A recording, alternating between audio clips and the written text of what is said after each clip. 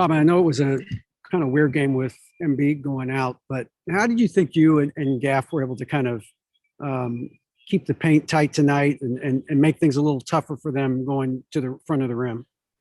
I thought he was great. Gaff was a huge deterrent at the rim obviously. He was a huge deterrent at the rim. He made his presence felt on the boards. He was moving his feet. I thought he was so good for us tonight.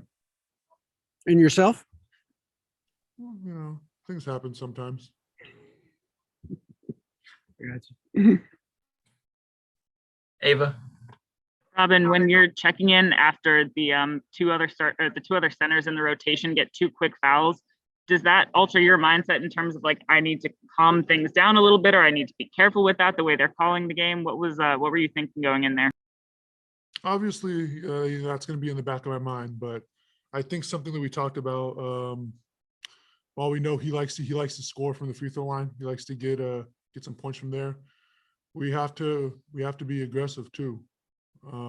So you have to walk that line between being conscientious of not fouling too much, but not letting that take away from your grit.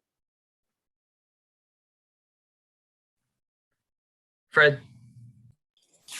Hey, Robin. Obviously not the first time that there's been a fan incident in the last even week.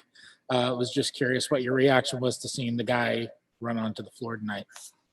Yeah, it certainly seems as if you can tell those people have been in some kind of captivity for the past year and change, right? I'm not. I heard Brad say it earlier. If people were on the street, I think they'd be a lot more cautious walking around NBA players. But it's kind of wild to see the liberties that people are taking in the stands. And on a basketball note, Rui had a really big game for you guys tonight. When Rui has these really aggressive moments, where does that come from? Where do you see him generate that from? I think it's to me, it's tied to his defensive game. I think when he has really good defensive games, it translates to the other side of the floor. He's always going to be offensively gifted. He's always going to be good off, have that potential to be offensively gifted. But when he locks in defensively, I think it takes him to another level where he's just all over the floor in all facets of the game. Neil. Hey, Robin. You probably know a little bit better than I do. I know early in the season, every time you wore a Japanese shirt to the game, you guys were doing really well. I think you guys might be undefeated. You can correct me if I'm wrong. Do you ever think and say, "Oh, it's a must-win game. This is what I'm going to pull out of my wardrobe tonight"? No, I wasn't thinking anything like that. I think it may have just been, who knows? Maybe it was fate. Maybe it was kismet. Fair enough. Thanks. I'm sure this is a follow-up to that, Zach.